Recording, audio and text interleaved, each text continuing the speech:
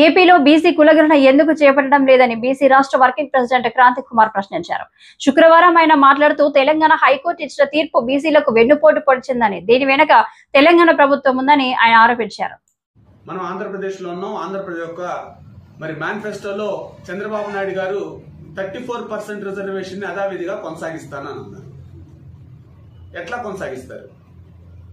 ఏ రకంగా కొనసాగిస్తారు చంద్రబాబు నాయుడు గారు? మేము అడుగుతూ ఉన్నాం.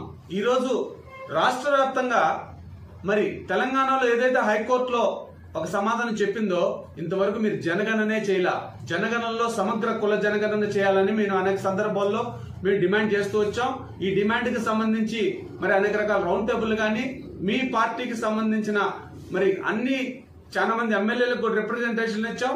మీకు కూడా మేము ప్రెస్ ద్వారా సోషల్ మీడియా ద్వారా అనేక సందర్భాల్లో రిప్రజెంటేషన్ పంపించడం జరిగింది. కానీ ఇప్పటి వరకు జనగణన చేయలా. ఏదైతే ఈ పారామీటర్స్ ఉన్నాయో, ఈ పారామీటర్స్ సైంటిఫిక్ గా ఎట్లయితే చేయాలో దాన్నంతా కూడా ఇప్పటివరకు ఇంప్లిమెంటేషన్ చేయాలి. ఎప్పుడు చేస్తారు? బీసీలకు సంబంధించి ఏ అంశం మీదైనా మా పార్టీకి బీసీలే వెన్నుముక్కని చెప్పే మీరు బీసీలకు సంబంధించిన అంశాల మీద ఇప్పటి వరకు ఏ ఒక్క ప్రతిపాదన, ఏ ఒక్క మీ యొక్క మినిస్ట్రీస్ లో ఇన్నిసార్లు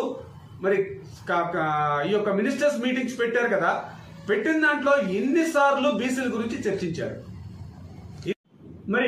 బీసీ ఫైనాన్స్ కార్పొరేషన్ కి సంబంధించి చాలా మంది కోటేశ్వరులు చేస్తాను, నేను వచ్చినామంటే కొన్ని సంవత్సరాల్లోనే పేదలందరినీ కూడా లక్షాధికారులు చేస్తా, కోటేశ్వరులు చేస్తానని అన్నారు. ఏ రకమైన స్టాండ్స్ మీరు తీసుకుంటున్నారు? అత్యధికమైన జనాభా కలిగిన వీళ్లు బీసీ, ఎస్సీ, ఎస్టీ మైనార్టీల్లో మరీ ముఖ్యంగా 60% పై చిలుకున్న ఈ బీసీలకు సంబంధించి ఇంతవరకు జనగణన ఎవరు ఏంటి అనే దాని మీద మీ దగ్గర ఏది లేదు. అంటే ఉన్నాయా? ఉంటే మీరు రిలీజ్ చేయట్లేదా? మీ దగ్గర పూర్తి స్థాయిలో ఉండి భయపడుతున్నారా? గమనించాలి. ఎందుకనంటే కూటమి ప్రభుత్వం, టీడీపీ, జనసేన, బీజేపీ ముగ్గురు కూడా ఈ యొక్క బీసీల మీద ఎక్కడ కూడా కపట ప్రేమతోనే ముందుకు సాగుతుంది తప్పితే ఎక్కడ బీసీల యొక్క స్థితిగతులు మెరుగుపడాలనే దాంట్లో ఎక్కడ వీళ్ళ ఆలోచన లేదని చాలా స్పష్టంగా అర్థమవుతా ఉంది.